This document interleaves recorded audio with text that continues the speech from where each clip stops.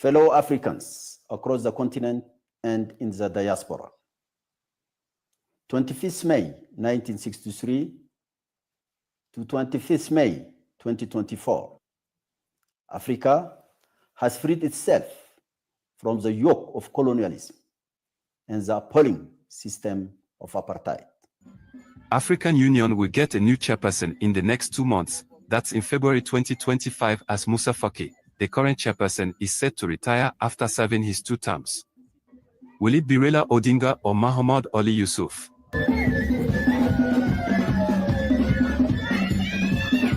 But why is the road to Addis Ababa gets narrow daily for Kenya's former Prime Minister, Raila Odinga, one of the key contenders? Why is it seen as Mahamudu Ali Yusuf, Djibouti's long-serving foreign affairs minister, has already won even before the election? Before we dwell on the reasons why Kenya's Raila Odinga may be trumped by Djibouti's Mahamudu Ali Yusuf, let's visit the profiles of these 2 great contenders. Hello, Africa.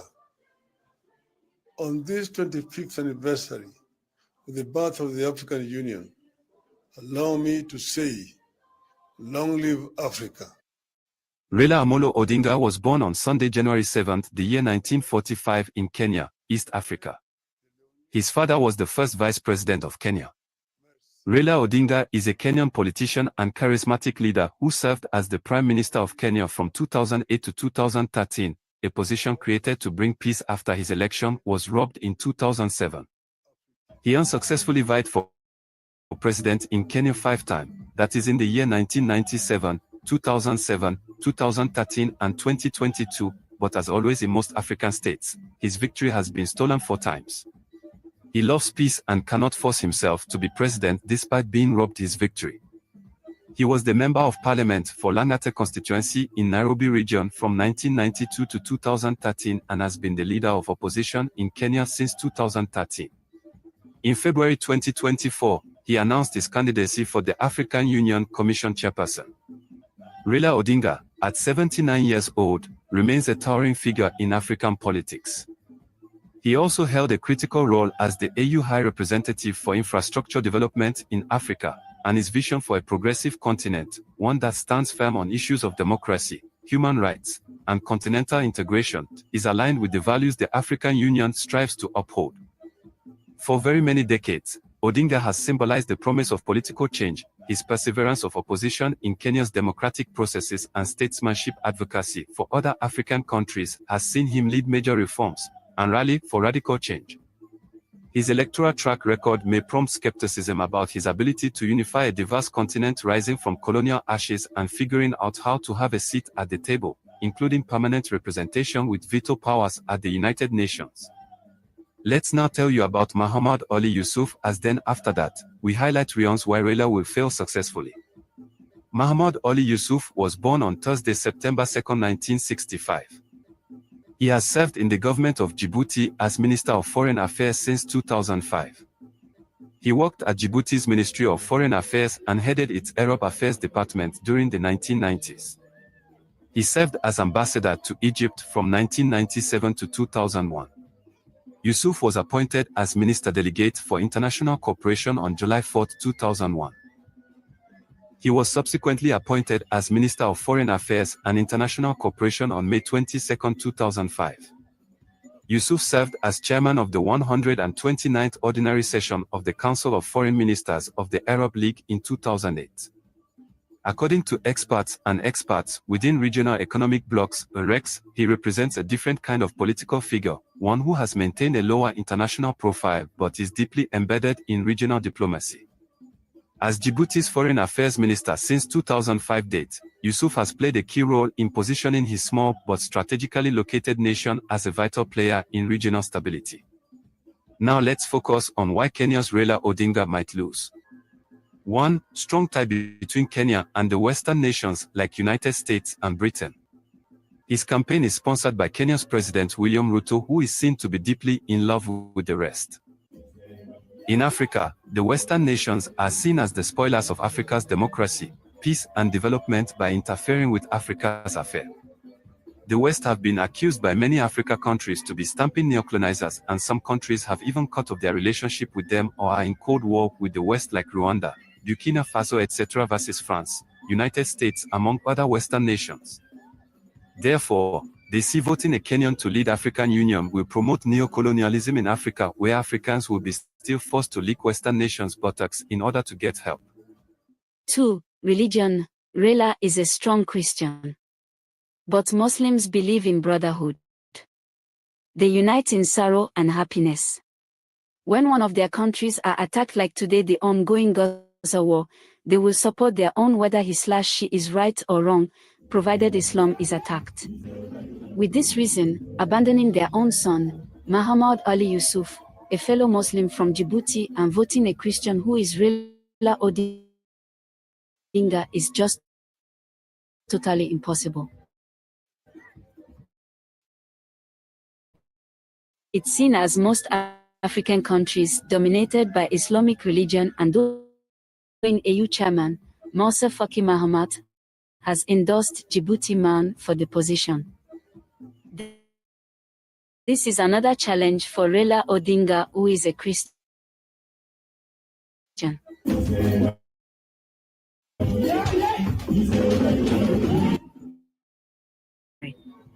In the year 2017, Djibouti skipped supporting Kenya's candidate and grabbed for the deputy chair, thus weakened the East African bloc's influence and therefore led to Kenya's lose to Chad. Again, in the year 2020, they were out to spoil for Kenya when African Union endorsed Kenya for United Nations Security Council seat. Djibouti wrote several letters to African Union to remove Kenya from the list, but this did not work. Despite all this, Kenya trounced them in election. During the voting that took place in New York, both Kenya and Djibouti had failed to secure the required 2/3 majority, or 128 votes in first round. In the second round, Kenya came out guns blazing and thoroughly disciplined the vocal Djibouti when she garnered 129 votes, and Djibouti got only 62 votes. This rivalry between the two East African nations may work against Raila Odinga or both of them, as it will weaken the strength of the region during voting. 4. Small countries might gang up to support one of their own, Djibouti, which is also a very tiny country in Eastern Africa.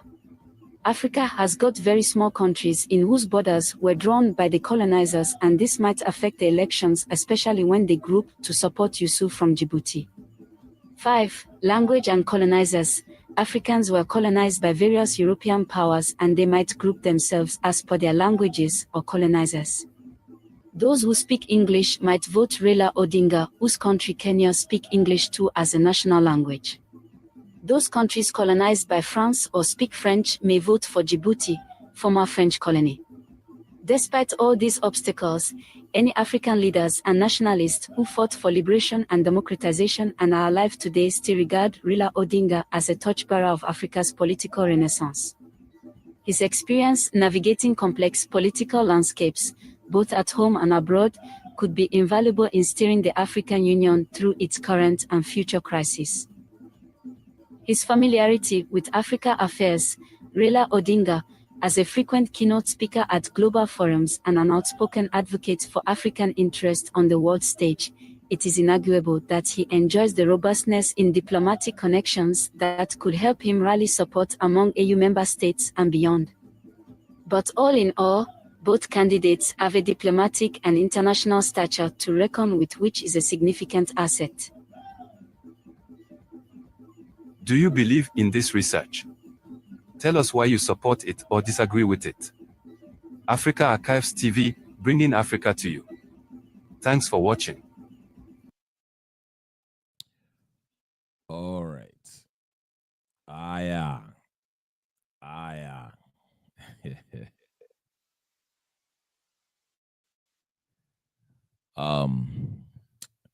First of all, hold on. Let me just adjust my mic. All right.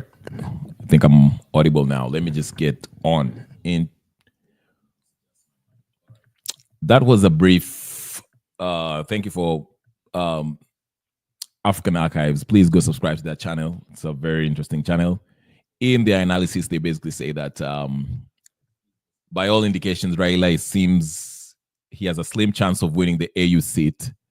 And the biggest blow in the whole thing is that Faki, who is the present AU chairperson, the current chairperson of the AU, endorsed the Djibouti candidate. Now, some people might say because because both of them are Muslims and Muslim believe in brotherhood. Maybe not. I don't know. But Faki made his decision. If that's true, he endorsed the Djibouti candidate. Now, that doesn't bode well for Raila because some people was arguing that, Raila had a better chance because he worked under Faki as the head of African infrastructure and all that stuff. Remember, was it down back in 2000 and something under Uhuru when Raila was flying around and went and tried to negotiate the whole deal with Gbagbo down in Ivory Coast? Faki actually did give him that responsibility, and he flew down there, talked to Gbagbo, and a week after that, Gbagbo was removed from power. So that's not really, it did well for decorate Raila's CV, but the results wasn't so great because Gbagbo was seen as the democratically elected leader of that country. Then after Raila went up there and won him, whatever the case is, the new president was installed by the help of the French. Okay, so Raila probably is, doesn't really, but it worked as far as it worked to build Raila's resume, because now he can say that, you know what, I did my diplomatic duty, remember, in the year 2000, and I don't know when that was. I think it was 2005 or something. I don't remember. But he can argue that, hey, listen, I have some diplomatic, I have experience in diplomacy, okay? I flew around, talked to Gbagbo, and whatever the case is, things went left, but, I'm familiar with these situations, okay? So he can make that argument. But to me, if it's true that Faki, who is the current AU chairperson, if he endorsed the Djibouti candidate, then that speaks volume, and it really shows that he doesn't really fancy Raila Odinga, because Raila Odinga worked under him, again, as I mentioned, as the head of infrastructure or whatever in Africa, whatever, for the AU, okay? And here he is, Faki is about to relinquish his power or, finish his term, and the person he chooses is somebody totally different from Raila. That means that he didn't really fancy you as a leader, okay? As somebody who's responsible for the, given the position that he gave you. Because remember, Faki he hired Raila. He appointed Raila. Raila was not voted to become the head of AU infrastructural nonsense that he was doing. He was appointed by Faki, okay? So for Faki to endorse another person besides someone who he appointed to work under him, that does not look good, okay? That does not look good, okay? So we'll continue to follow this AU thing. My opinion in this AU, Raila's AU journey, I'm starting to believe that the whole 10 billion that he was given by Ruto was a bribe. It wasn't for campaign. It was a bribe. I'll tell you why in a minute. Let me take a sip of coffee.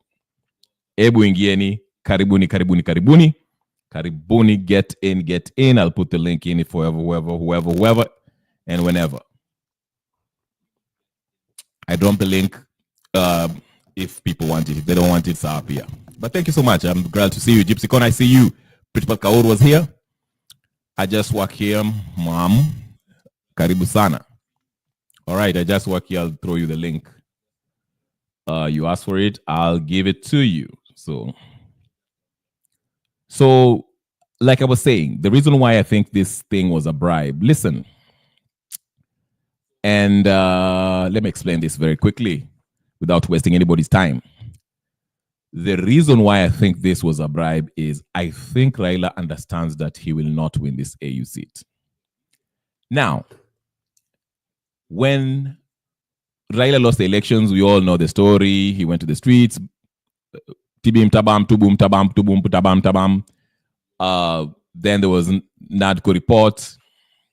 And before we know it, he showed up with Obasanjo telling us that he's going to AU. Thank you very much, Gypsy Corner. Let me highlight you for your 10, what is it called? Pounds. Okay. Woo, I'm getting 10 pounds. I'll buy coffee, put gas in my car. Thank you so much. Gypsy says, hi, I'm away until it says have the coffee, got some emergency chief, niggas, principal, take care, guys. Thank you so much. I'm sorry for your emergency. Hopefully everything is okay, Gypsy. We shall miss you. You'll be sorely missed. So please, soon as things get right, things get okay, make yourself way when you're back here as soon as you can, because we absolutely miss you here. We appreciate your chats, your comments, and of course, I appreciate your 10 pounds, British pounds. Thank you so much. Again, like I say, ladies and gentlemen, just full disclosure, I thank her for giving, contributing 10 pounds to the channel. I don't encourage people to pay me, but she did that out of the kindness of her heart. So bless her heart, Gypsy Corner. Hopefully everything is okay, and I will see you whenever you'll be around. Happy holidays. I'll see you in January. Like I said, we'll miss you. You'll be sorely missed, okay? So thank you so much. All right. KK is here, or I just work for whatever. Let him explain his name, first of all. I don't even know what's up with him.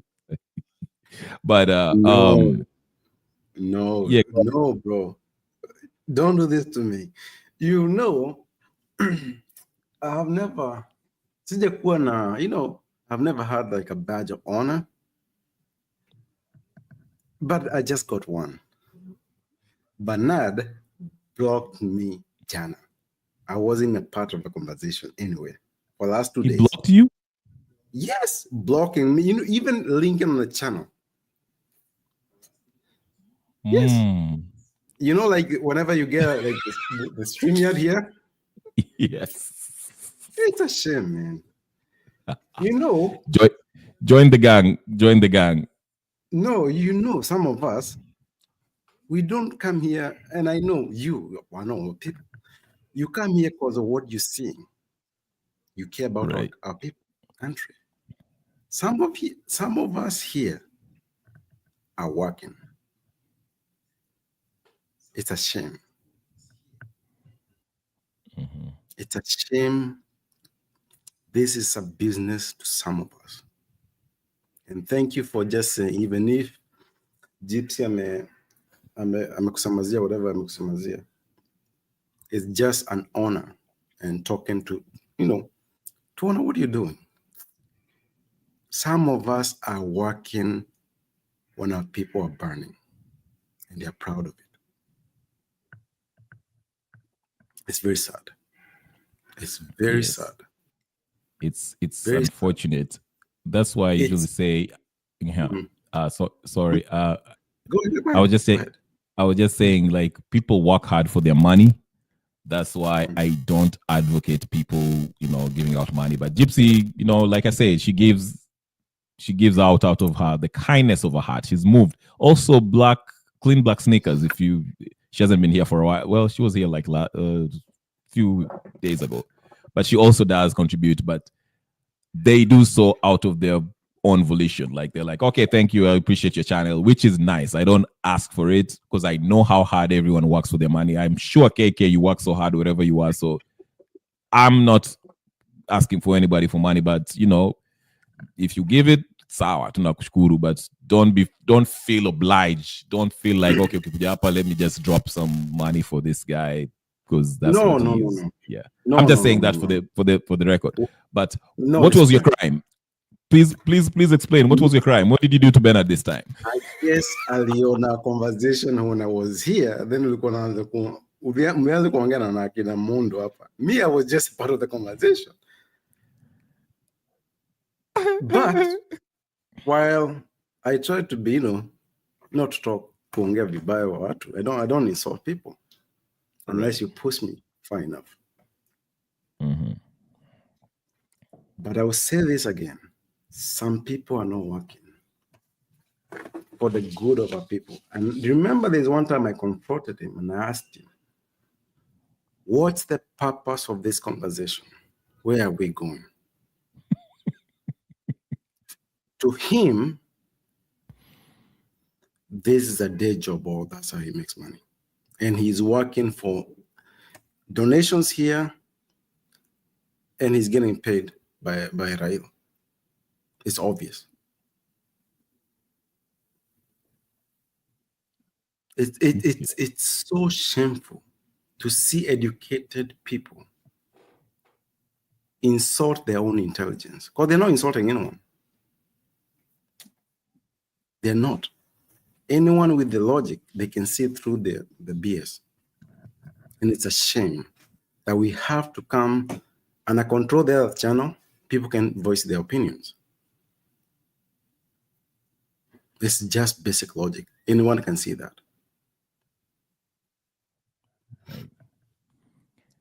Our country is burning. And some people are benefiting from the chaos that we're going through. Some people will burn in hell. Okay. Now, speaking of UK, UK people have collected signatures for a new election. Yani wameka masahi, collect signatures, sort of the same thing Martha Karua and Raila were trying to do when, the election thing didn't go their way. UK wame collect signatures. If anyone from UK, please help me with this. I know, Gypsy, you are leaving, but if you're there, please help us with this. I read somewhere that UK people have collected enough signatures to ask for a new elections. And someone tagged that tagged Ruto and said, Kenyans, what are we waiting for? We should be doing the same. Hata kama hatuna IBC, let's take our signatures to the judiciary. Martha Koome. 1 million, 5 million, 10 million, whatever the case, signatures to Onyeshe Koome. Hey, listen, we don't have any confidence in this president. Let's have a fresh elections right now. IBC Uekwe atolewe. Why can't we do the same? And speaking on that too, I don't know if you saw this, KK. The president of Mozambique, I believe, pale kulikuwa na maandamano, Filipe Nyusi. Yep, Mozambique. Yes. Nimekuwa advocate for the same case every day until everything crashes. This man lives. Yes, and he alienda akaingia kwa helicopter style ya ule wa Bangladeshi and made his way out of the country. This is it. And he left. I do not know why that chopper is flying. Uyo need to be made an example. Like we need to make an example of ours too. Uyo familia yake yote, because you know we are very selfish human beings. We do not care about other people. Uyo angechomwa na familia yake yote ichomwe. Because hii mchezo hatuchezi. And by the way, jana nimeingia hapa asubuhi somewhere. I was somewhere in the morning. Nilisema tutaanza kukuta watu, and this is a disclaimer. This is an opinion of someone. This is not you. But this is all will happen now. Alfred Mutua, Martha Koome, Ruto, Kindiki, Chilchil, Murkomen, Raila, and all these government bloggers, we need to stop mapping them. Bill Gates kwenye ako. Kama unataka tuishi nchi in fear, hata wao waishi the same way. waishi the same way. Watu wetu wanaumia, wanaua watu wetu, watoto wao, they live in the same condition they are pushing on others. Church, kwenye unaenda, kwenye una shop, wote tujue kwenye wanaishi. Ndio kama nimelala njaa na unakuja na benza hapo na sina chakula, nakwambia sina chakula. Tufanye hivyo kila siku. Salamu zianze, watu waache kucheza. Watu waanze kusalimia. And they're making it worse. Ulisikia kitu Murkomen alisema? I swear, they're trolling us at this point. They're trolling us. Which is sad. That means I respect our people. Absolutely. I respect our people. They don't get. Let me pull it up. This was ikukasirisha vizuri. No, mimi niko poa, man. I'm good. But it's just hard. It's so painful to see our people. Like Leo, I saw somewhere. Sijui kani bill ya I saw bill ya the Bill Gates rights alipatiwa immunity, blank immunity. Yes. Anasema part of the deficiencies of what vaccines anatumia kwa watu it will be covered by insurance. Oh my God. Nakwambia watu kwenye wanaishi tutazimap. And you know what? In the US, I actually retweeted this because in the US, there are people who are trying to get Bill Gates arrested for advocating izima ninio zao, izima vax zao. Unajua mpaka Netherlands aweze kafika. Netherlands, he has a warrant in Netherlands. He can go. Yeah, you're right. Even Italy, there's some part of the EU. So he's the EU, yeah. The whole EU, he can go. Yeah, but what do we do in Kenya? Oh, nakwambia. Give him immunity. No. Immunity. No. Immunity gani? Nakwambia. Kenya Ruto. Yeah. Siwezi nalala njaa na najua kwenye naishi na wewe unanifanya nilale njaa. It's logical. And I want all the people to understand. Yeah. Unakumbuka wakati kuna watu walikula nini ng'ombe ya mtu na kuku?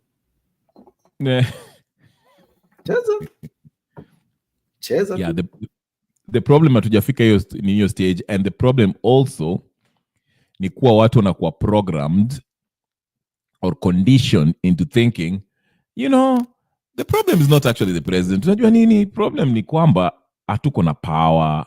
Sisi watu wetu, the mtu wetu, hiyo to divide na hizo tribal nonsense. But we know who are the bad guys. Unaona? So that's how they play it. But wacha nikucheze. Let me just listen to Murkomen in a few. Alafu nipate your take on that. Because Murkomen, awasiona to troll. Hata Pasaris nilisikia kizungumza kwa parliament. I was like, this has to be trolling. They cannot. There's no way you can be serious. One of the richest people in the world. Some of the richest young people in the world were actually helped, or they were able to harness their ideas when they were in the university. If you think about Mark Zuckerberg, and he came here a few years ago, one of the richest people in the world, at 23, he was already establishing Facebook. All of us are competing. I usually challenge the young people that instead of using Facebook, Twitter, and social media to engage in hatred, to engage in, so unnecessary wars and so forth, just think who came up with this idea and how much money is this person making? And what can I do with my idea to use this platform to either market my idea or create something that can compete or is similar to what has been done and become that one richest person in the world? I don't know if someone told him, but hold on. This shithead forgets that if it wasn't for that Facebook and Twitter, nobody would have found out about their Danny deal that he was trying to shove it down our throats, where his president, his boss, if it wasn't for Twitter, no one would have communicated hizi maposta za kwenda maandamano, which their process of pushing that finance bill. So he's telling young people, don't use it for nini. Use it. By the way, Mark Zuckerberg ni mwizi. He stole that idea. So unaona hiyo movie ya Facebook? Yes. No. It was two brothers. And we need to be honest. Watu wanatumiangwa. For example, Mark Zuckerberg, when unasema, the idea wasn't his, right? Yeah.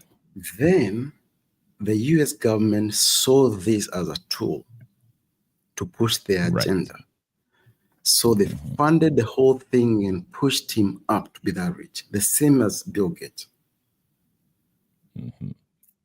Anyway, I don't want to go into that rabbit hole. I want to go back to, is it Tilti or Mokomen? No, Tilti, right? No, actually, would you be difference? I can't. Mimi siangalii kitu hapa, naangalia kwenye tunaenda. Yeah. So nataka tuanze hapa. Murkomen. Yeah. Nataka anyone who knows this man information, shamba yake iko wapi? Watoto wake wanaenda shule wapi? His concubines kwenye wako.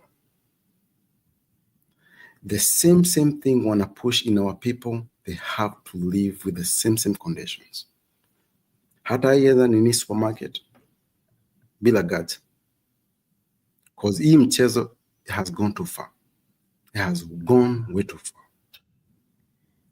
Yeah, but the problem is his family, friends, and our Tuote, of course, they are protected. So unlike we, the wananchi ambao, we don't have the protection. So the point ni hiyo, wakati you have to protect these morons, you don't have time to come and chase us. Then we come and find you. We have to deal with him. Hii mchezo imeenda too far. Na watu wanatucheza. They are laughing in our faces. I think the guy who was a minister for sport, what's his name, guy? And I show his mansion. Oh, Nani. No. I know who you're talking to. Yule mtu mfupi. What's his name? Walikuanga ametoka Budalagi, former MP of Budalagi. What's his name? Yes. Yeah, nimesahau jina yake. Mfupi anavaa glasses. He's a lawyer, I think. Najua huyo. Anashow mansion yake. Yes. Hizo tunazimap. Atakuwa natoka huko kama kuna bibi, watoto wakitoka hiyo hao wanaita escort. Cause hii mchezo hatuchezi. It has gone too far. Unimaliza. Ababu na Mwamba. Thank you very much. Yes. Ababu na Mwamba. That's his name. Yeah. Juu hakuna venye unaweza kuna naenda kubai unga moja na nimekopa pesa, alafu unakuja unabai mbuzi mzima nikiona hapa na umeiba pesa yangu zote, alafu unakula in peace. No, tunaishi in the same country, nchi moja tunaishi na usi don't mind. Watu si wengi. I'll guarantee if you calculated vizuri, let's start from a branch, a ministry, right? Ni maximum ministry ni watu kaa 10 wanakula vizuri, right? Combine that all the ministries, let's say the 5,000 people. Kenya ni watu wangapi? Even when Kenyans, 50 million, I think. It's probably more than that. 55, I think. Don't forget mpaka hao Somalians and Rwandese wameletwa. Yeah. But hakuna vile utakuwa naishi hivyo na njaa. Tunauana juu si wote tuna njaa. na wewe unaishi kwa mansion. Hakuna. Yeah. Na hii ndio waliogopa. Unakumbuka the first time watu walichoma nyumba ya mtu na wakakula ng'ombe na kuku. Oh, kwa nyumba ya nani? What's that MP? Alikuwa MP MP wa Molo. Mpaka kwetu. Yeah, MP wetu. Yeah, MP wa Molo. That young man. He's only 36. I was surprised. Aliibiwa alikuwa na supermarket kadhaa, chain of supermarkets. Aliibiwa zote. And there's another one alichomewa nyumba, a mansion, na kuku zake zikakudhiwa. He's your local MP. Huyo nani anaitwa nani? What's his name? MP wa Molo. You know, very funny. Don't follow shit like that, because when you're led by morons, because these people have known nothing to offer anyone. Yeah. Unajua kani hapa tunakuja tuna engage. You can share your ideas, share my ideas. Everybody have comments, wanna share their ideas. Yeah. But this is what will happen. Huyo mtu hafiki mbani mpaka sahi. Wazazi wake aliwapeleka mnini kwake na kuna gada. Yeah. This is what itahitajika sahi in anyone else, especially in Mount Kenya. Kitu alinichekesha, he was invited in to address the youth about the dangers of alcohol. And he showed up drunk to a point where they had to ask him to sit down. The youth what? Yeah, he was supposed to address the youth on the dangers of alcoholism na kukunywa hizo machanga. And him himself showed up drunk, like alikuwa hizi hata kuaddress the crowd. But anyway, tusimkalishe Wangira. Naona Wangira ameingia hapa pia, unless uko na kitu ya kuadia hapo about that. By the way, Negus, that's the MP. Huyo wote wataishi the same way. Watoto wao, the concubines, their mothers and their fathers, ndio wajue watu wanaumia. This is the only thing that makes sense. All right. Wangira, my first question. Hey, did you speak to your friend, the Busia? Is this senator from Busia or MP? Okiya Mtata. Number two, what do you make of him? He announced, like I said last time, uneasy with a couple of people he has as part of his exploratory committee. And also Boniface Mwangi. I never really quite trusted Boniface Mwangi. But what do you make of his Ninio? Now, like I said the other time when we were having this discussion, everyone is running for president. Natembea amesema yeye pia nakimbia. Every Babu Owino na ndio naona ameshikana na Ndindi Nyoro. What's your take on this? Karibu sana, Mr. Jared. Oh, thank you very much. I've been trying to get to catch up with Mutata, but I've not been in a position to. He has not been picking his phones. So I'll try and see whether I can get him over the weekend, perhaps. On his bid for the presidency, what he has said, what he said yesterday, because today in Kenya we're on another day, is that they are going to collect views to see whether his presidency would be credible. So let us hope that that would be the way. But just like you are saying, we are in an anxiety. We are in a season where everybody is excited about being president, not knowing that we are dealing with one person that we need to dislodge. So it's not about everybody running for presidency, but for the presidency, but it's about having a credible candidate that can dislodge William Samoei Ruto. For example, yesterday William Samoei Ruto was in Kisumu. Yesterday, but won because Mr. Wangira, Paula could interrupt you. So you're assuming we have a fair election. That's your logic. That's where you're coming from, right? In this conversation. No, you have cut me, and I was just still making my contribution. Because no, it's fair. I was just asking you where you're coming from this point. Oh, basically, everybody hopes for a free and fair election, but we have challenges that we need to confront even before we get to the election. For example, there are funny things that have been happening. You know about the software that Ruto was supposed to have procured, to spy on some people. That's the first thing that has been happening in this country. The second thing that has been happening, they want to amend, I believe, Article 39 of the Elections Act, so that they can do away with what they call, the live streaming. Oh, that's another thing that has been happening. And they are saying that, the election shall be electronic. And, electronic, that means that, they will be scanning the Form 34A from the polling station. And this form, the process should take place within the first 2 hours, after the close of the vote counting. But they are not telling us. There's one thing that they are not telling us, in all these amendments that they are proposing. For example, under the present, IBC Act, you discover that or the act says that where the physical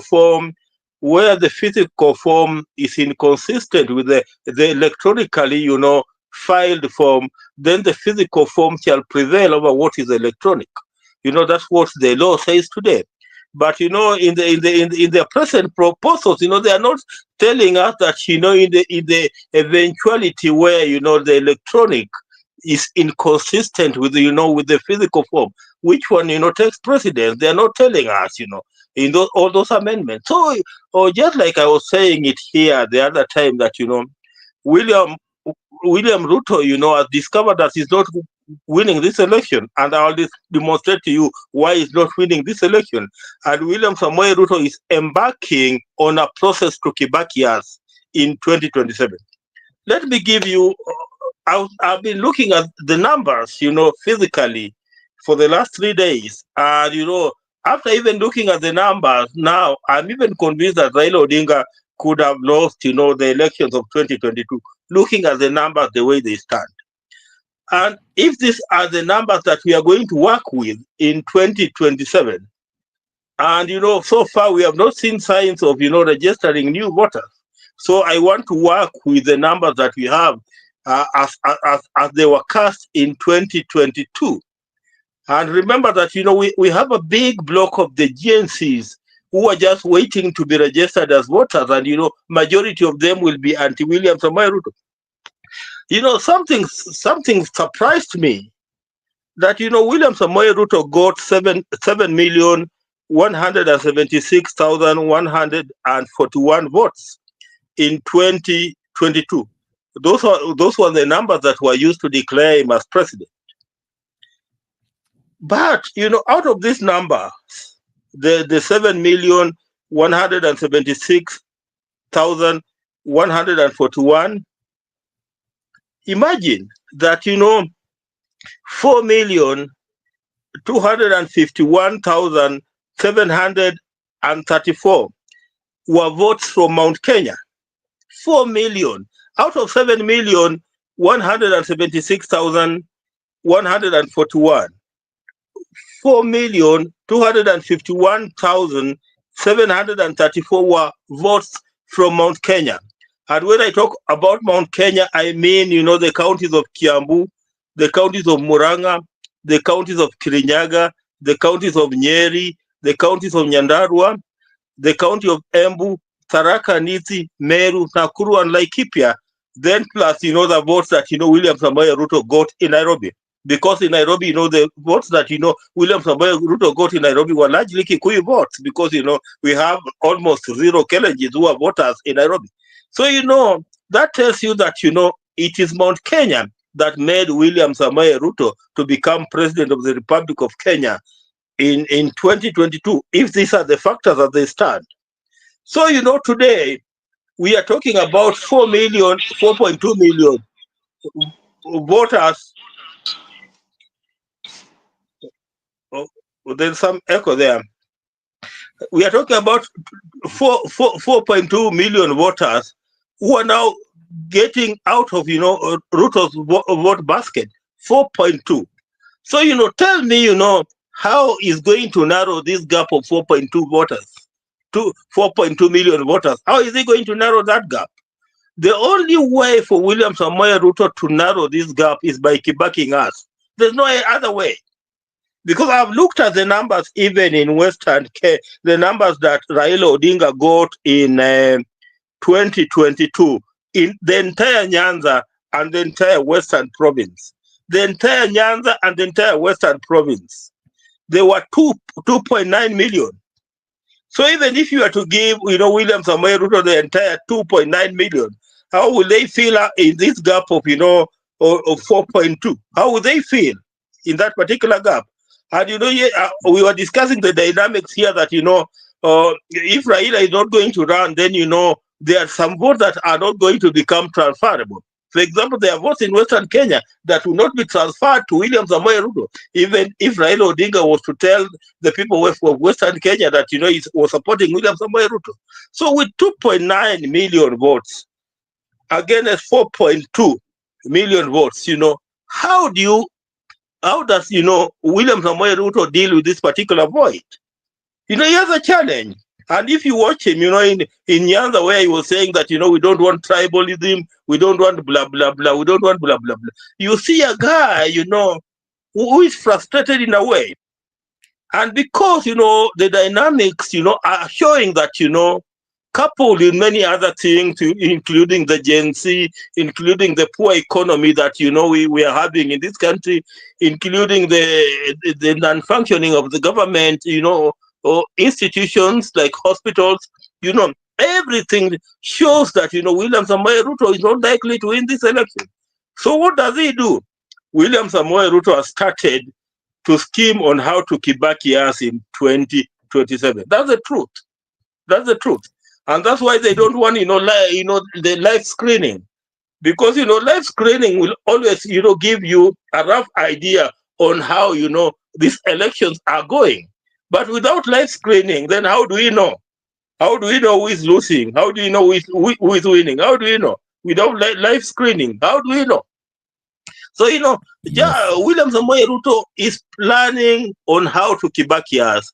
And just to reply to the question that you have asked, in 2027, the way things look, remember that even up to today, as we speak, the panel, to elect the IBC commissioners is not in place.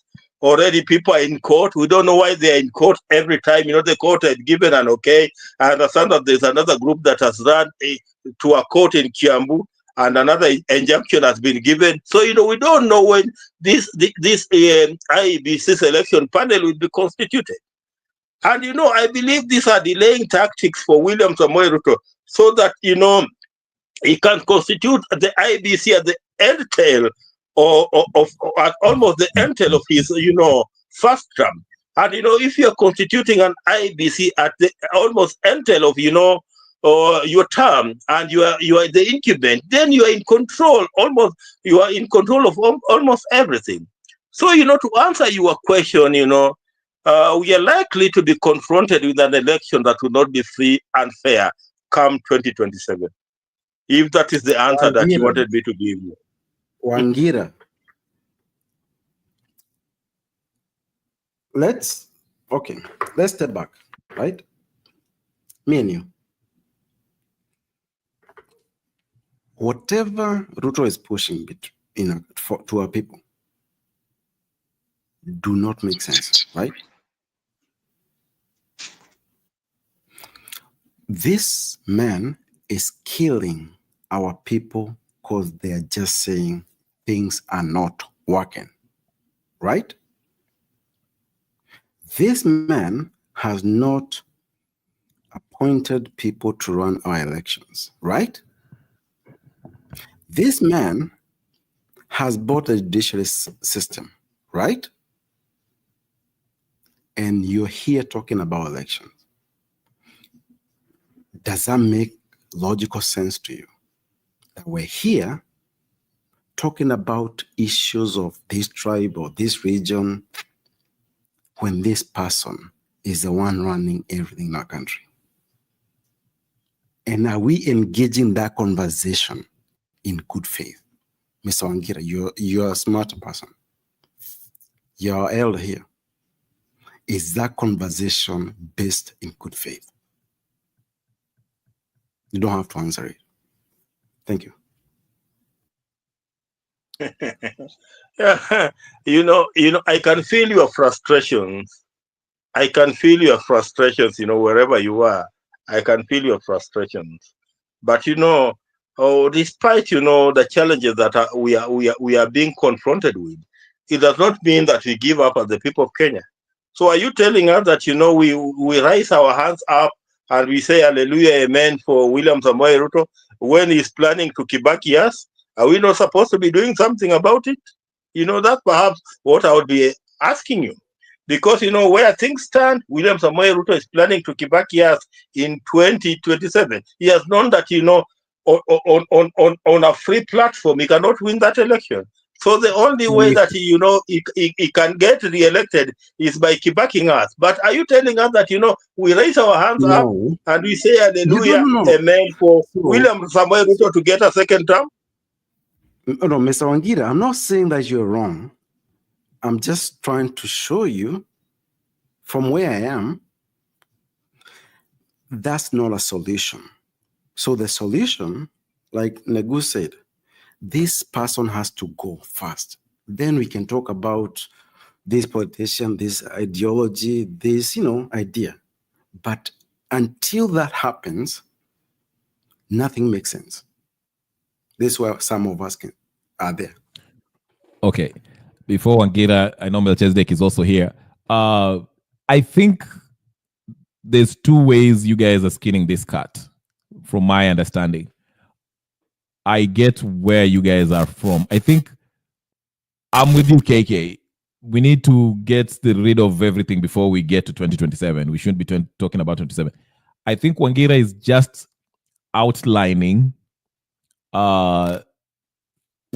if we were to get to 2027, in the event we get there and we go to elections, there's it's not mathematically possible for Ruto to win the elections. And he's trying to explain that by using the numbers of the past voting patterns. Because let's just be real. Which is very logical and it's actually 100% true. But we are not living in a normal society. We haven't lived in a normal society. That's the only thing I'm trying to point out to Mr. Wangira. That's it. Right. And I'm always pushing for what you're pushing for. Others, some people are saying, okay, some people are looking at it like, if we get to 2027, this is what we want to. Okay, talking about, I guess what they're saying is this, and Wangira, you might utani kosoa if I'm saying it wrong, then, but I'll give Melchizedek after this explanation. They're looking at it like this.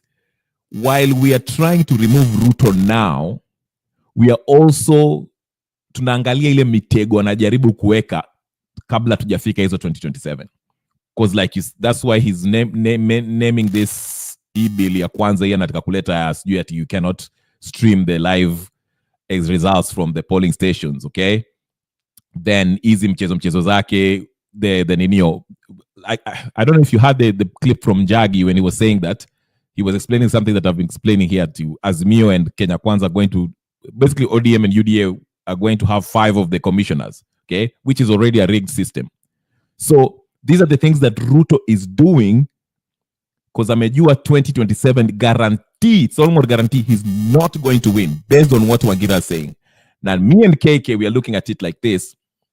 While you guys are talking about 27, we are trying to get everyone to come together so we can remove this guy through popular revolution.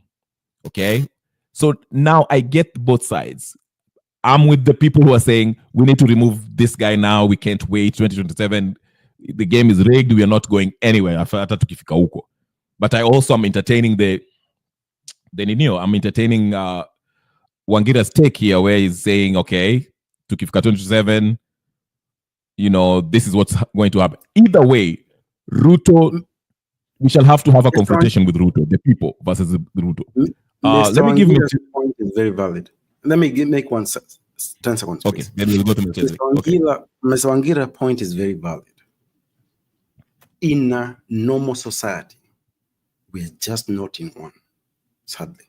And it's a fact. That's my only point I'm trying to point out to Mr. Wangira. That's it. Thank you.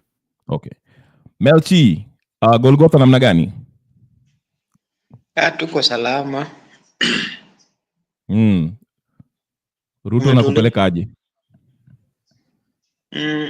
Kwa Ruto nilitoka kitambo, sahii niko peke yangu. Sasa niliona mandugu zako wanashangilia kwa shangwe na vigelegele. Ojienda aliwapatia pesa, akaambiwa pige nduru Ruto akiongea. Na wakapiga kweli kweli. Hiyo ni Kisumu. Wewe si mtu wa Kisumu.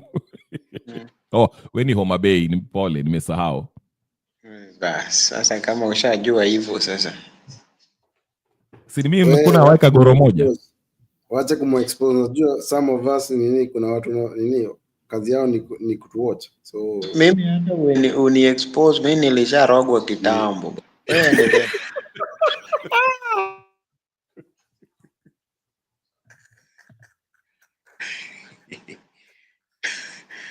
Hakuna mtu ananieza hata Ruto eniezi. For information.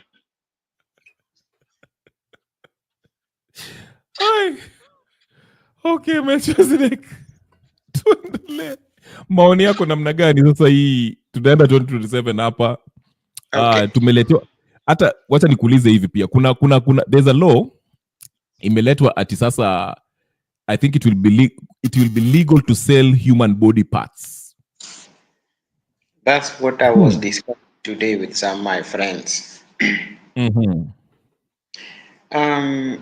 First of all, I want to say thank you for giving me this chance. For those who are here, I say hi to everyone. Before I start my dramatic talk, anyway. My question is, before I go ahead with my submission, why are we running for 2027 while we still have trash and everything that is we have not done? We leave the stone without unturned, yet we are running for 2027. What is wrong with our people? That's a general question. If you are a person that thinks that we need a change, we should not even talk about 2027 as per now. Because the guy by the name called Ruto and its people, even yesterday there is a lady of 19 years who was dead. Someone was assassinated or killed or something else in Nairobi. All this is happening, people are seeing, and we are running about the election, but we don't think about what is happening in our country. What's wrong? It's very unfortunate when the bloods are being spilled, people are being adopted, they are going nowhere, no one found them. And we are very, very happy talking about the election. Even we don't even have IEBC.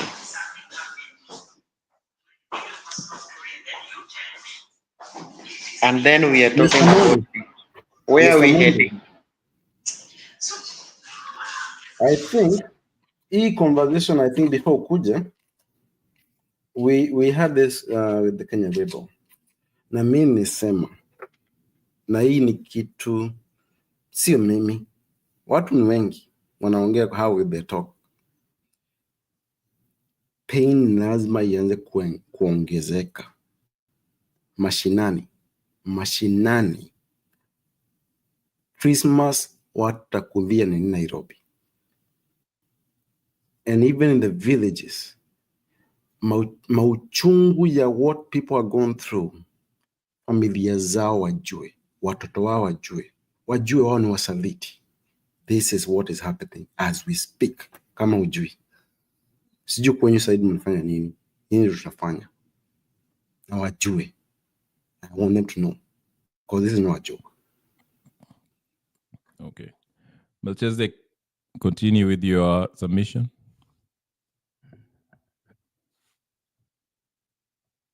I think you're muted. Yes, I think Mr. Ogira can talk because I raised a question. Okay, we shall ask Wangira this. Yeah. Let me ask Wangira. Wangira, there's a question here which is raised by Chief Negus. He's saying, kindly answer this. I'll let you answer this. Say we get to 2027 and Ruto rigs himself in, then uses state machinery to maintain his stolen seat. Then what? What are we people going to do to force Ruto out at that point that we can't do now? So I think basically and I see it happening because we shall have to confront Ruto at some point, whether he rigs then. So I see where Negus is saying, after together 2027, he rigs himself. He still have the state machinery right now. So do we confront him now or do we confront him later? I guess that's what, but I'll let you answer that, Mr. Wangira. You know, where we are as a country is where we were after, the banana referendum of, 2005. Where now, where you remember after, the banana that was being fronted by Mwai Kibaki was defeated, where Kibaki was when he discovered that, he was not going to win that 2007 election. That's exactly where we are today, because we are almost 2 years to when we cross into 2025, in another 1 month or so, will be 2 years to the next general election. So that's where we are. So we are confronted with a similar situation like the one that we had in 2027, where in 2007, where we have a weak incumbent who knows that he cannot win an election, but is developing every mechanism that can ensure that he Kibaki's us. And the unfortunate part is that if this guy decides to Kibaki us in 2027, Kenyans could decide to refuse. Kenyans could just decide to stand up, and they say that you are not going to govern us. And imagine a situation where the majority of the members of public are saying that you not govern us because we know that you did not win this election. It will be chaotic. So if William Ruto decides to Kibaki the people of Kenya in 2027, definitely the situation will be chaotic. That's all that I can explain. It will be chaotic because people will not swallow that. And when I tell you that people will not swallow that, I remember, I told you what the GNCs did on the on 25th of June could end up looking like child play if we are not very, very careful. Could end up looking like child play because people say that you cannot govern us by force. We did not elect you. You have decided to rig yourself in. Then we are not allowing you to lead us. So that is the situation we are likely to get into if this guy decides to Kibaki us in 2027. So I guess Chief Negus and KK, they're arguing that, okay, why can't we just confront that now? Because he already lost his legitimacy as of right now. So why are we still entertaining him? Why wait till 2027 if we know he's going to lose? Nobody really likes him. I think even in Kisumu, there was a place where we was speaking and people were saying, Wongo. And that's that's one of his voting basket where he expects to be getting votes. Let me tell you one thing. To confront somebody, you need something that triggers. for example, for the GNC to have confronted William Samoei Ruto in June this year, there was something that triggered it. That was, the finance bill of 2024. That's what triggered it. Because, you can, from a vacuum, it's not very, very easy just to confront. So you need a big thing that will trigger it. Just like, the finance bill that triggered what became the Gen Z revolution. So, without, we really need something, a real thing that, can trigger and make people go back to the senses that we had in June. Mr. Wangira. In June. Mr. Wangira. So I'll let Kenyaribe amekuuliza. So I will ask you this way now. So juu tunaona, which hata unaona from kwenye uko, and I'll tell you, you, Kenyaribe na mimi, tuko on the same side. I think wewe, you're seeing it from an older generation viewpoint. Sisi, tumeiona ahead of time. So, na sisemi ati like you're bad. So, sisi tunaogopa tufike that time. He has now watu hawezi stand for anything. And as we speak, what he is doing by itself, it's enough to even kill him. Ask yourself. No. Let me finish, please. I'm not trying to go whatever you're thinking I'm going. Niambie, when you mess up the education system of a country, when you mess up the healthcare of a country, when you let Americans or West steal our minerals, is that not treasonous? Anywhere, in a generation, we're not getting anything out of it. He is not doing anything for our people, factually, if you look at it. So, and on top of that, he is killing our people as we speak. That's a fact. It's not like I need to verify this, it's a fact. So, you want us to wait one more year and take a chance that this animal, not to insult all animals, because animals are beautiful, but this animal we're dealing with do not even care about human life. And you expect the same animal to run a fair and free election.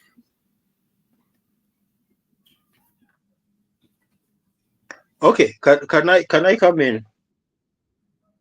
Yes, of course. Yeah, go ahead.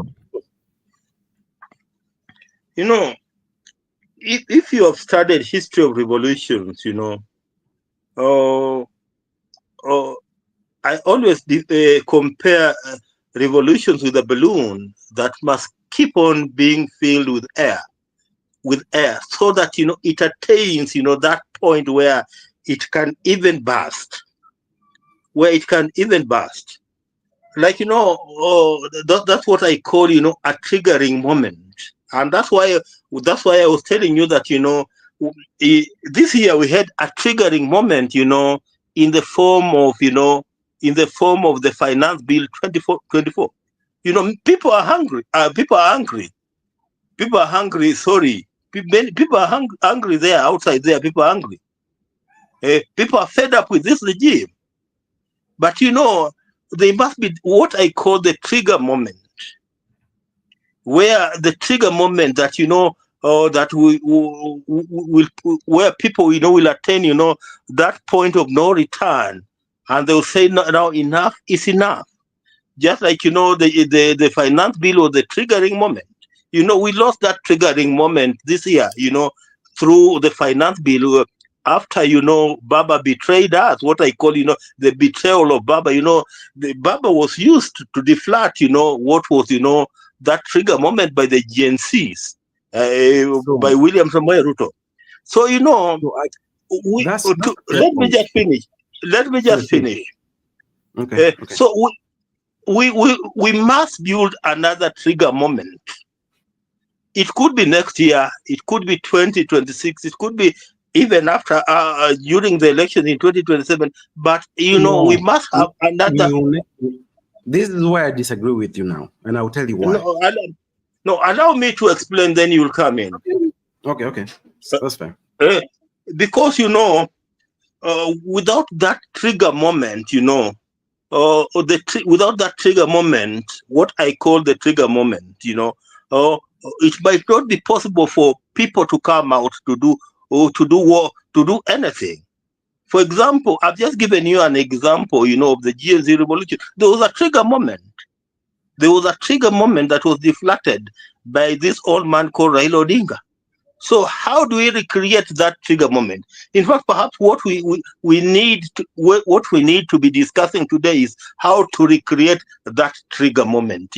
Because without the trigger moment, then perhaps all that we are discussing today, in form of perhaps removing him, might not be very possible as such. So what perhaps we need to be discussing today is how to recreate the trigger moment that can take us back to where we were in July 2024. Because without that particular moment, then it's not impossible to fulfill some of the things that we are discussing here. Okay. Oh, Mr. Wangira, this is what, and I want you to understand what we're having a conversation, which is fair. What some of us have been talking about is a solution, not where we are. Most of us, especially the younger generation, have seen where we are. We're trying to look ahead. Most of your generations, and I'm not saying anything in a negative way, but Nini, in your generation, you're looking like it's a normal system that we're dealing with. If this was a Kibaki government, that would be a fair system. Somehow, even if he was a not good person either. But this person we're dealing with, he's ahead of us. So you have to think ahead. We are not talking about what is happening today. We are talking of how do we get this person out. Okay. I see where you guys are. Here's the middle part. I think Wangira is trying to tell you this. Yes, you want a solution. We are talking about a solution. And in not so many words, Wangira is saying that solution can only come after we have a triggering moment. And to be fair, I kind of see what he's saying. Everyone is mad and angry with Ruto. We don't want him. Everyone is not happy with what's happening. But hatujafika ile boiling point. We have different parts of the country that the temperature is hotter than the other. For example, Mulima imechemka saizi. Okay? Mount Kenya is hot. They are ready for a revolution. Anything will make them go to the streets. Kitu kidogo tu. Nyanza Coast, they are still looking like, bado they are still buying this, maybe mtuetu, but they're also not happy. Okay? So it will take an event that will rally everyone around to push them to the streets. Unaona? So we are not all in the same page. We know the solution, and this solution will have to be, especially if it has to do with the popular revolution, we have to be in the same page. Gen Z were able to do that because there was overwhelming evidence in this finance bill. Ruto taxes, he was taxing everything. And once people, thank God for the internet, people were sharing information and everyone was outraged. And the young folks said, to occupy parliament. That was the trigger. Everyone was triggered that everything was going in and ujamal konapitisha vitu ambao hatutaki. So we went out there and we were ready to take him out. And everyone, the majority of Kenyans were ready to take him out. Now it will take another. Let me tell you one thing. Okay. Let me tell you one thing. Just one thing, then I come. Thank you for using this word. I think it's a better phrase, the boiling point. We need to attend that boiling point again. We had that boiling point in June this year. which has gone cold. So we need to attend that, boiling point.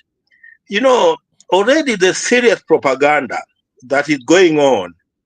Well, if you have been on the net, to deflect, some of the things that we are discussing here, one of the propaganda that is going on, is, 41 versus 1. I don't know whether you have seen that propaganda of 41 versus 1. Yes. To portray that, it's one community that is a problem in this country. That, and, the 41, the rest of the 41 communities are okay with all that is going on. That there is that already scheme to portray it as 41 versus 1. Secondly, we are seeing a serious divide and rule mechanism, including where, people are now being bought using money. The agenda thing that you have just talked about in Kisumu, where you was paying people to attend a rally, and these people have been paid, and majority of them, on empty stomach, and they say the Bible talks of the disadvantages of an empty stomach. So if you give a person who's on an empty stomach money, then this person is likely to sing your song. I remember there's this talk of whether it's Hitler or one of those guys, although internet says that is not a true story, where the man was plucking off the feather from a chicken, and he ensured that every feather was removed from that chicken, and the chicken was bleeding.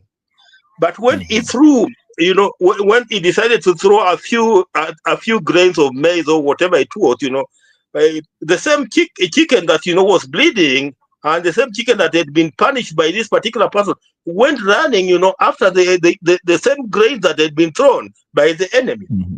So this is the same scheme that is being used by this regime. The same. Let me just finish. The same government that is punishing you. The same government that is punishing you, ensuring that you cannot get a proper education, you cannot get proper health care.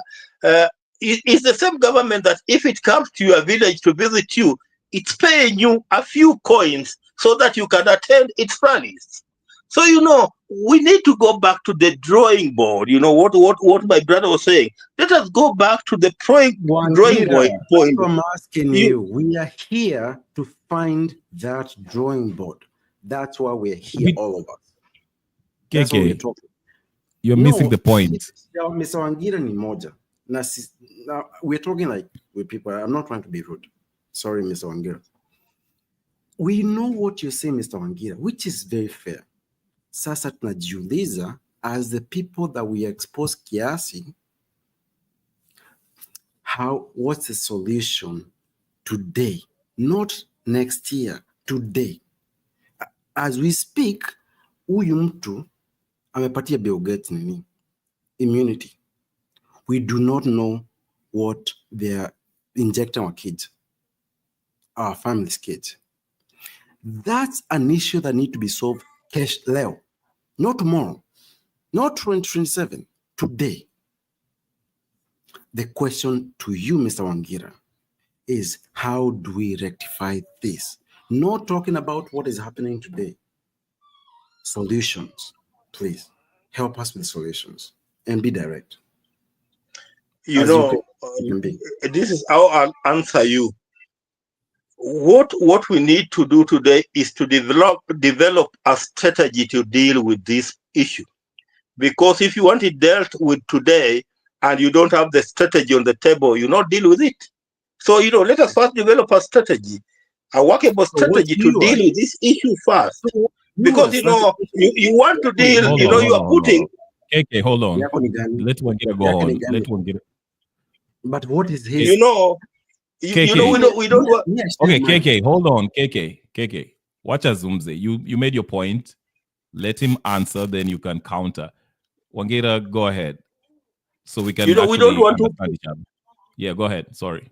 We don't want to put the cart before the horse.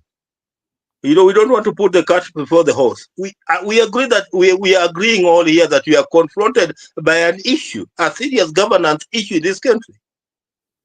But how do we tackle it? We must come up with a workable strategy. It's not that, we deal with that issue now without a workable strategy. Because what we need in place is a workable strategy. And what is this workable strategy? Because I've already given you the challenges that we are facing as a country. Those challenges, if it was a SWOT analysis, the strength, the weaknesses, the opportunities, and the strength, those people who understand what I'm talking about, this is what we need to analyze. What are our strengths? What are our weaknesses? What are our opportunities? What are our strengths in dealing with this particular person? Then we need to work on that SWOT analysis. And this SWOT analysis will assist us in dealing with tackling this particular individual. But without a SWOT analysis, you can say that we want it now. Now how? When you don't have even a SWOT analysis of dealing with this particular problem. Yes. And to be fair to Kenyans, if you're talking about solutions today, I think there's thousands or hundreds of people who are fighting this. For example, the Bill Gates whatever, immune whatever. They have somebody who took it to court, and the court had to rule on that and said, hey, we cannot offer this man immunity. So these challenges that we are facing, ambao Ruto natuziletea kila siku kama hizi, like unaona hizi mambo ya chero yote anatuletea hizi bills za ujinga and all that stuff. People are fighting back through the courts. Maandamano inaendelea. I mean, today there was a maandamano somewhere about, Moi University or whatever the case is. It's happening. They don't get. It's not like we get the news. Yeah. So on the same token. Yeah. Show me evidentially. Yeah. Any success of our court system. Evidentially. Of a what? Even as we speak, the Adani deal, even if they said it was cancelled, we do not have evidence. We are not dealing with a normal person, and this is what I've been talking about. This con man says one thing, does another thing. We are not dealing with a normal person. Our justice system has been corrupted. You remember the guy who was in charge of the Kenya police who killed our people? Mm-hmm. Remember, he was told to go to jail? What happened? Yes. The higher court. Yes. So let's not joke and be naive and be direct. We have to be. I agree with you. Objective. I agree with you, KK. I agree with you. I know what you're saying. You're frustrated, but unajua Kenyans, even though tumelemewa, okay, Ruto has the upper hand on the most of this fight, but there are people fighting. No, he they doesn't. Are fighting. No, he doesn't. No, I'm just saying. Well, I can say that because he has the state power. Then akona NIS, akona police, akona army who are still listening to him and they obey what he says. So he can force his way. And amenunua parliament, amenunua judiciary, amenunua. But I'm saying, even though that is going on, there are Kenyans who are still fighting back through the court system. In fact, the Adani is a perfect case. And I agree with you that we have to verify that kweli hawa watu wamewachana na hii story. And I think it will be very hard for him to endelea now, though, we cannot trust Ruto. But the Adani, you saw the outrage from the people. Na alikuwa anajaribu kuijamisha mpaka hiyo story ya New York ikatokezea. But there was, people were pushing back. So things like this, hawezi strategize how you fight him. It's either you go to the streets or you try to use the system, which is the courts. Unacheki. Now, for the voting to Toa Ruto is a different case. Kutoa Ruto now, it's either, because Kutoa Ruto, it needs the majority of us to be on one page. And that's the challenge we have, me and you, KK. We want people to go to the street and remove him like Mozambique. But not everyone is on the same page. Na hiyo ndio shida yetu. But it must, yeah. No, so I think me and you agree. Yes. The system cornered that part of the avenue. If you think about the demos, they're organic, right? Even if there was something extra. If you think about the conditions right now, the conditions are prime for a real demonstration, right? Yes. Morale nakuja hapa, wakati wa demonstration nasema sijui nafanya hivi. It's a distraction, and this is what I told him. We'll do it with him too. Hii mchezo, our people will not go through this again with black people, and they need to understand. Morale is being used. Kazmel the same. Raila the same. Ruto is paying people to fight against the good of their own people. Makes no fucking sense. Makes no sense. You cannot pay me $500, 500 Kenyan shillings to tweet, to praise you, and my kid is struggling. Good college. Makes no logical sense. That's a thing we need to break into, because it doesn't make sense. The same with the military. You cannot be paying the police 20,000 Kenyan shillings, 25 or 30, and you're killing your own brothers. That there's something that we are not seeing there, and we need to exploit it. Okay. I have a young one who's just awake, so I'll finish early. But tomorrow is Thanksgiving. I know wherever you. So tomorrow, it will be another day where we shall extend this conversation. But I will give Mr. Wangira go ahead and you can respond or give your closing remarks. Tomorrow I'll be in very early for this discussion, but go ahead and give your closing submission. Then KK, alafu tufunge duka, tutaendelea kesho. Go ahead, Mr. Wangira. You know, I have two things to say. You know, as much as, you know, my brother looks, you know, disparate. At times, you know, anytime you show your desperation, then you come out looking very, very weak. So the best way to confront this issue, because it's an issue that is affecting most of us, is to have a workable strategy. Because, you know, like what my brother is saying there, that, you know, not everybody is on the same, you know, web line. Not everybody is on the same web line. So how can we get on the same web line? You know, the only way to get on the same web line is to ensure that, you know, we attain that boiling point. Because without that boiling point, you know, it will not be very, very possible, you know, to attain, you know, or whatever we want. And, you know, there must be that triggering moment. And, you know, the triggering moment, something must come out. Like example, you know, the finance bill of 2024, a rigged election, something big that, you know, that will annoy people to that boiling point. Without, you know, attaining that boiling point, you know, I don't see how, you know, it is very, very possible to get to that, you know, revolution moment where you now want to kick somebody out. You know, that is the truth of the matter. However disappointed, you know, that's the truth of the matter. Without that boiling point is not very, very possible. And, you know, I like being realistic. I know the frustration my brother is going through. But, you know, that without that boiling point, you know, is not very, very possible. Imagine how long did it take, you know, the young people, you know, to attain that boiling point in June. It took them a long time for them to attain that June boiling point.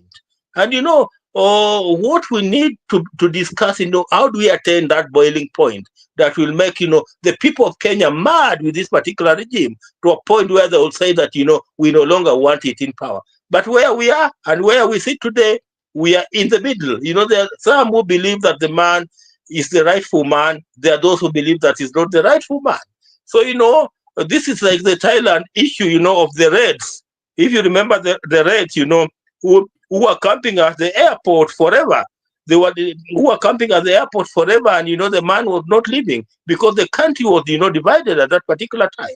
So we need to bring everybody on the same wavelength. Without bringing everybody on the same wavelength of that boiling point, you know, it will be impossible to attain the mission that we want to attain. You know, let me just stop there, and perhaps I allow you to go and look after the young one.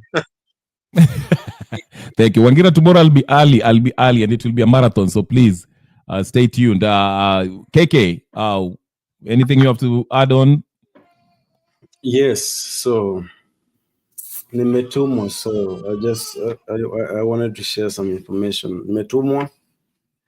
Anyone who knows where Alfred Mutua, his wife, family, shops, prays, lives, So, I know where you're going with this. Bill KK, Gates. KK, Let's find these people. go enjoy. Enda Make sure kanunue, they live here. enda kanunue taki kule na ukunywe. The hell they're giving us, they live by one. Thank you. But I like this comment by Chief Negus. Correct, just as Jimmy Wanjigi has been saying. No, bro, there's no way anyone in the logical sense sees what I get you. is happening in Kenya and sees, oh, this is Right. good. This is so good for our people. Okay, So okay. too, assholes. Save that. Tomorrow tunaendelea KK. Kula samtaki na ukunywe ile kitu nakunywa na captain. Tutaendelea. Naanza kunywa sahi. Oh God, ndio maana. Thank you so much. No, just my pressure, man. Wangira Wangira na sijui ati ndio maana nasumbua Wangira hapa. Wangira, thank you so much for joining. KK. Also, kesho is another day. I'll start early. Please share, subscribe, like, comment, and I'll see you guys tomorrow. Nasikia makelele in the background. All right, guys. Peace and blessings.